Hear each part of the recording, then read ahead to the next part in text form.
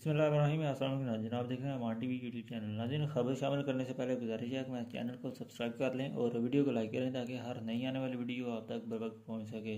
नाज़रीन, गुज़िश्ता 2 दिन से सोशल मीडिया पर एक खबर गर्दिश कर रही है जिसके मुताबिक सीनियर नायब सदर मुस्लिम लीग काफ ज़िला गुजरात और साबिक चेयरमैन यूनियन कौंसिल कुल्लेवाल सईद मदद अली शाह ने हल्का बीबी 33 लाला मूसा से सूबाई असम्बली की सीट पर इलेक्शन लड़ने का ऐलान कर दिया है।